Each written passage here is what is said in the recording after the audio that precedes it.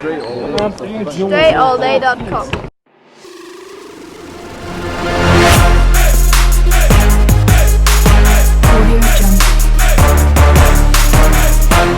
You're now tuned in to the show where you learn the discipline to show up day after day to do the work, the confidence to put yourself out there boldly and authentically, and the mental toughness to continue showing up, doing the work, putting yourself out there even when the success you've expected to achieve is yet to be achieved. And on top of all this, you get a huge dose of personal initiative. That's the go-getter energy that moves anybody out there, especially yourself, to go and make things happen instead of wait for things to happen. Then we put all this together into one bundle, one package, one mindset, one method, one philosophy, one book, one show, one daily masterclass. We made a university out of it. And the reason we do that is so you can actually get paid for your game and have the pride of knowing that you have maximized your potential. We call all of this work on your game. My name is Dre Baldwin, also known as Dre All Day, and welcome to the show. And today's topic is what to do when you find yourself not part of the in crowd in whatever group maybe you are either trying to be a part of, or maybe you're not trying to be a part of it, but you realize that you are not a part of it. What do you do when you don't have that in? You don't have a foot in the door. You might not have the same support system that other people may have. Your competition may have a leg up on you just in terms of the opportunities that are presented to them versus what you have. When you're not part of that in group, you're not one of the chosen ones, but you're still trying to get to the same goals that they're getting to, and it seems like they just have they just got some set up that makes the game a lot easier for them. What do you do in that situation? That's what we're gonna talk about here today. We're gonna talk about this on the mental side of the game more than the tangible side of how we do things here today. And the reason why we're going to talk about the mental side more than the tangible side is because we had talked about the tangible side of dealing with privilege in a few episodes here. When someone else has that privilege or they're part of that chosen or inside group. In episode number 1640, why you should be happy that privilege exists. Episode 1553, how to combat white privilege, quote unquote, strategically for a black American. Episode 1071, the privilege of responsibility. So if you want to know what to do when you don't have the same, when you find yourself at a disadvantage or you don't have that what looks like a winning hand at first, refer yourself to those masterclass episodes. What we're talking about here today, the in crowd being the in crowd, is for a reason. All right, the reason why the in crowd exists is because not everybody can be a part of it. So when you see that there is an in crowd, yeah, maybe you can try to be a part of it, but maybe you're just not going to get in. Maybe you're not the right religion, maybe you're not the right race, maybe you're not the right color, you're not from the right neighborhood, you're not the right gender, you haven't taken the right steps. Maybe you said something that wasn't the right thing to say, so you will never be part of that in crowd. And that's okay, because everybody can't be a part of it. If everybody could be a part of it, then it wouldn't be the in crowd. The majority of people won't be a part of it. That's why the in crowd by definition is what it is. This used to be, there was not too long ago, this is in our lifetimes, depending on how old you are, it used to be basically a losing hand for anyone who was not part of it. There was a time, again, maybe 25 years ago, when if you weren't part of the in crowd, it was basically a losing hand for your career in some specific areas. But what has changed nowadays, as you're listening to this, looking at 2021 and moving forward, the democratization of attention and audiences and tools. Attention, audiences, and tools. Democratization meaning everybody has access to it. Anyone can draw attention to themselves however they want if you're willing to take certain actions. For example, today I was in my neighborhood outside in the busy part of the neighborhood, and I had just gotten something to eat from a local eatery, and I'm standing outside on the corner in the middle of the neighborhood, and there are eateries on every corner. And there's this guy who came out with he had like a big Bluetooth speaker radio. And a Bluetooth speaker radio, one of those cylinder-shaped radios you can just carry around with you, and you put it down, it plays the music out loud. So he's out there, and he has on like a face mask, like the face shield, the visor face shield, plastic thing. And he has his phone, and it's clearly connected to the Bluetooth speaker. He's choosing songs to play off the speaker, and he sets up shop right on the corner in the middle of this really busy neighborhood. There's cars going by, there's people walking in all directions all over the place. There's a place where if you do something to get attention, people are going to notice because there's people everywhere. And he starts playing, some music off the speaker, and he turns the volume up, and he just starts doing dances. He doesn't have a camera crew with him. He doesn't have any people with him. It's just him by himself doing dances right on this corner in the middle of the street in the middle of the afternoon. And it drew a whole lot of attention. Everybody's paying attention to him. I don't know what his goal was. Maybe he just wanted to do it so he can, create a little bit of, maybe just creating a little bit of eustress for himself, just so he can know that he has gone through the experience of doing something that most people probably wouldn't do. This is episode number 1348, creating and using eustress in your life. And when the guy first started dancing, there was another person standing not too far from me. I didn't know the guy, but he said, man, that guy got some balls, man. He's just started chuckling. And the whole point that I'm making here, when I'm talking the democratization of attention, anybody can draw attention basically doing anything nowadays, on or offline. You can draw an audience. If you can draw a lot of attention, you'll probably start to build an audience because people want things to pay attention to, especially if it's entertaining and it would distract them from anything else that they could be doing. And then the tools, the access to the tools to do the things that you want to do. It used to be if you wanted to put audio out and get it to the public, you had to have your own radio show. And how easy was it to get your own radio show 25 years ago? It was pretty damn difficult, to the point that I couldn't have even explained it to you. But nowadays, anybody can have an audio show. All you have to do is record something. You record it right on your phone. There are apps that allow you to do it. You don't have to have any type of software. You don't even have to have any type of hardware. You don't even need to buy a microphone. You record it straight into your phone, and boom, you have an audio show. You can have an audio show out within the next 5 minutes. So the tools, the audiences, and the attention, everybody has access to them now. So if you're not part of the in-group today, you can easily create your own group, or you can at least not feel so alone, whether you want to create a group or not. So all that being said, there is a strategy that you can employ when you're not selected by the powers that be, when you're not part of that inside group. Even if you wanted to be, there are some things that you can do anyway. That's the topic today. So let's get right to it. Point number one. Topic once again is what to do when you are not part of the in-group or the chosen crowd. The first thing you can do, here's the first option that you have. You don't have to choose this option, but I want to put it on the table. Beat them anyway. As the saying goes, if you can't join them, beat them. And sometimes they say if you can't beat them, join them. Well, you already know you can't join them. So now you can use the energy, basically, of the fact that you're not part of that in-group, even though the in-group is aware of your presence and aware of your qualifications and your resume, but they have just decided, or not decided for whatever reason, to not allow you to become part of that group. You can utilize that energy that you may take it as negative. It may be angry for you. It could be frustration for you, whatever that energy is. And energy is energy, whether it's positive or negative energy.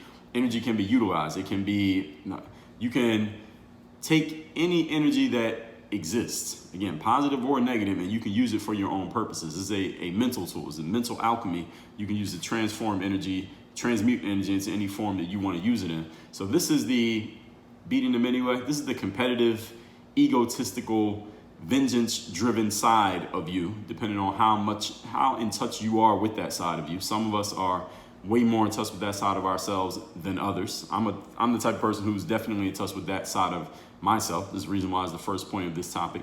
And some of you, I'm probably speaking your language, and there are some of you listening to this who this is not really your thing. You're not that type of person who's going to tap into, I'm going to prove my point, or I'm going to show them, or I'm going to kick their ass just because, or you're looking at things as a competition. And again, some of us look at damn near everything as a competition, where other people don't look that way.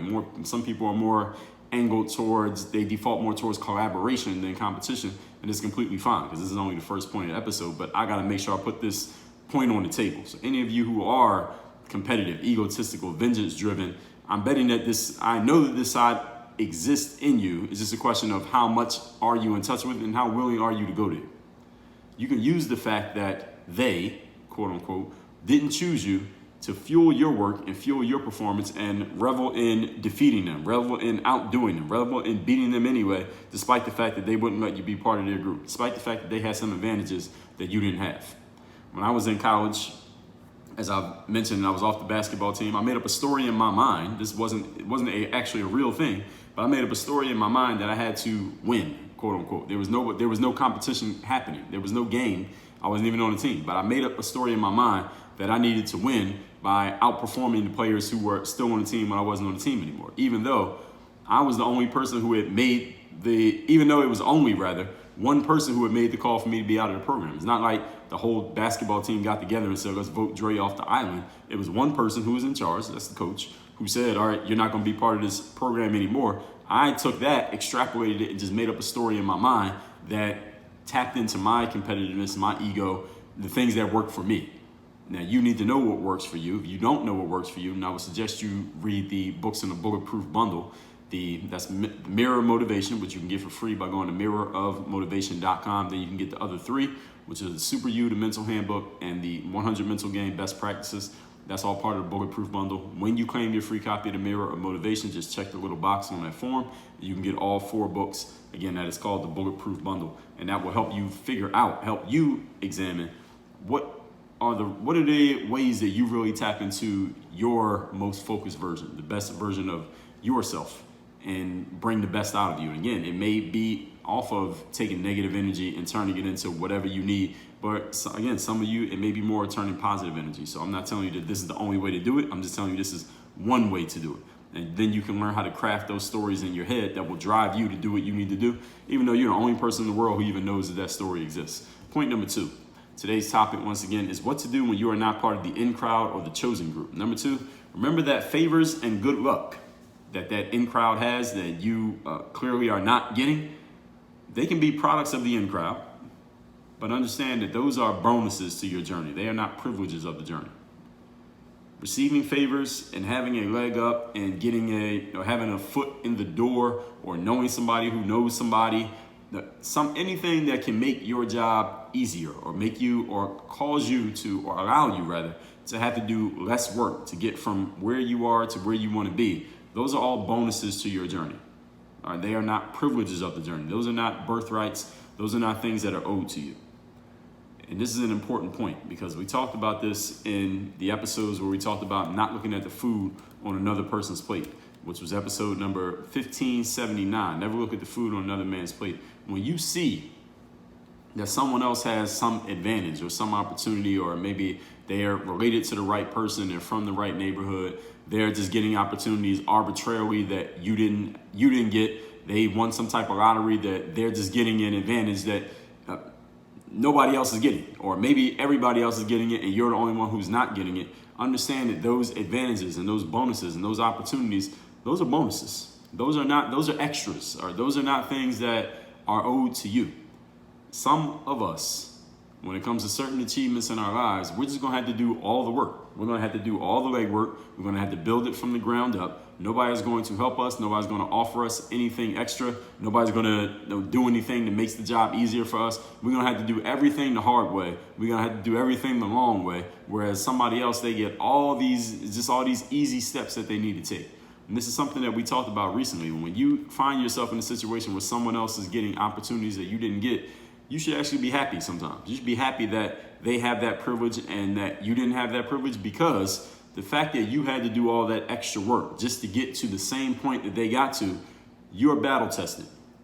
You have already built yourself up. You've worked your way up to that point, whereas that other person, they're not battle tested, or they haven't been through any real challenges, and eventually life will challenge all of us.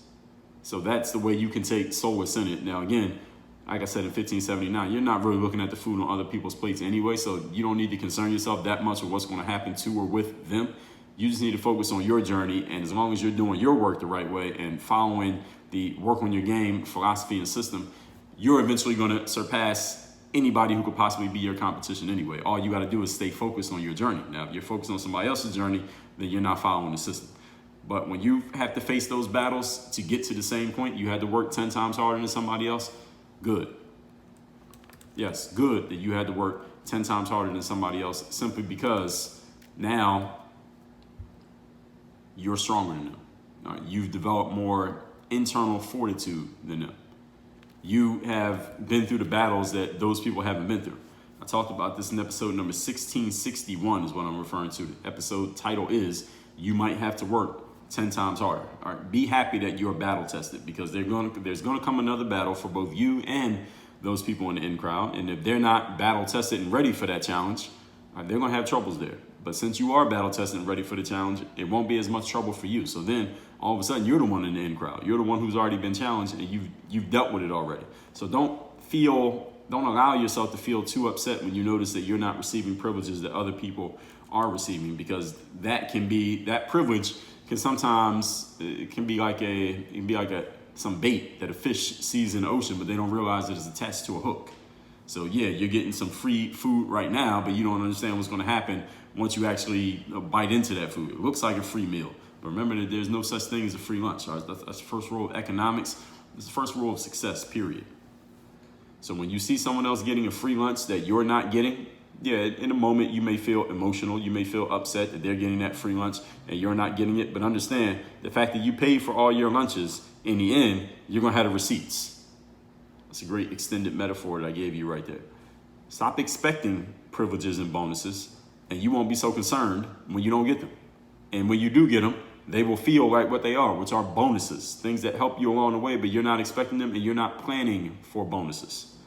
Sometimes people don't get chosen and they don't have certain privileges and bonuses, and then they complain because they see other people getting them, because they're violating what we talked about in 1579. They're looking at the food on other people's plates, and then they complain that they don't have the same food that another person has.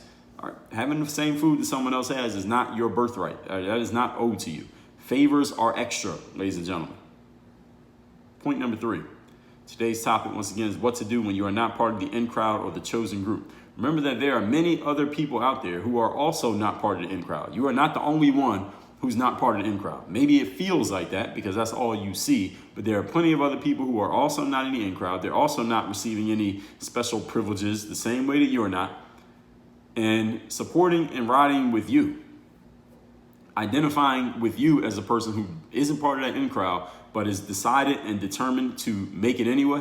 Supporting and riding with you is the movement that those people are waiting for. Now, there are other people out there, they're like, damn, I'm not part of the in crowd, I don't know what to do. They're looking at the food on other people's plates. They're realizing that they had to work 10 times harder, and they're not happy about it. But then when they see you, you're not part of that crowd, you're not getting the privileges, you're not getting anything extra. You had to work 10 times harder, and you're not bitching about it, you're not complaining about it. You're actually putting it out there. You're putting it at the front of everything that you say about yourself and letting people know, you know what? I do have to work 10 times harder. This is not going to be easy, and I'm going to get there anyway. And I'm going to beat the people who had the privileges that I didn't have anyway. Who else is feeling like this? Who else wants to ride with this?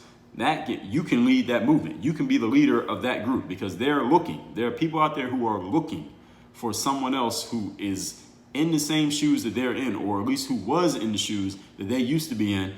And they're wondering, is there sunshine on the other side of this mountain? All right, is there a pot of gold at the end of this, I guess we can call it a rainbow, that I'm dealing with right now? Is there some success at the end of doing all this effort? Because, listen, a lot of people in life need to know, is there something positive that's going to happen as a result of all this work before they start doing the work? Maybe some people who are listening to me right now. It's very few and far between a person who's willing to start doing all the work without really having a clear idea of whether or not it's going to turn into success. Most people want to know before they start doing something. They want to know there's at least a chance for some return on investment.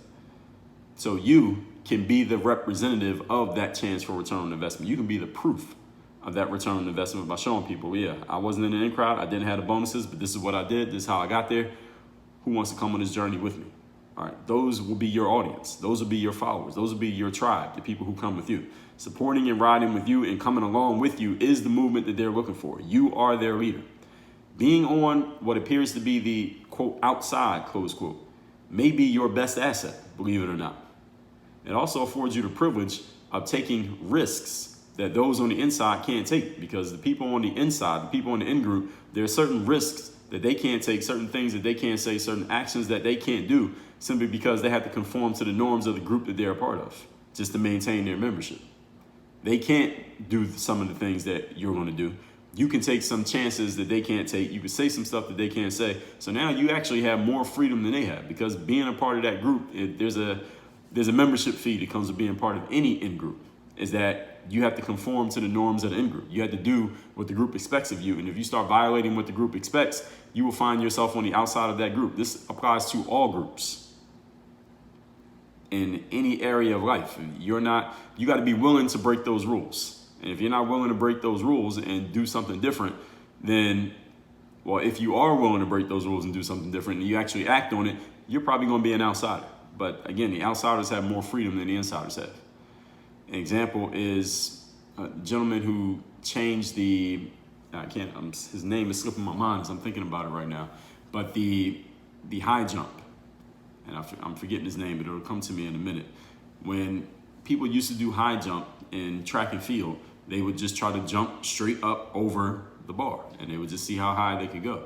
But then this gentleman came along, and he decided to, instead of trying to jump straight up with their entire body, head, shoulders, knees, and toes, all on top of each other, and just jump straight up over the bar, a high leap, he decided that he would turn his back, bend his back, and angle his body to clear the bar. Instead of getting his whole body over it at once, he would get parts of it over, and he would just glide over the bar just by arching his back and going over that way. That way he figured he could clear a much higher level of the bar. Then he went and did it, and it worked.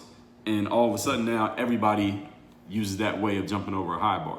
Let me find this gentleman's name. I can't remember. It surprised me. I can't remember this guy's name who came up with this high jump technique. The high jump technique is called, let me see if I can find this here.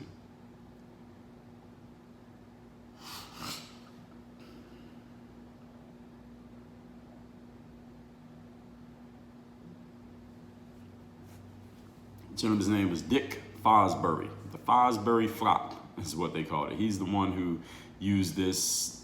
He added that new twist to it. They used to call it the Eastern Cutoff. That was a different way of jumping. And he changed the flop in 1968. He introduced the flop in 1968.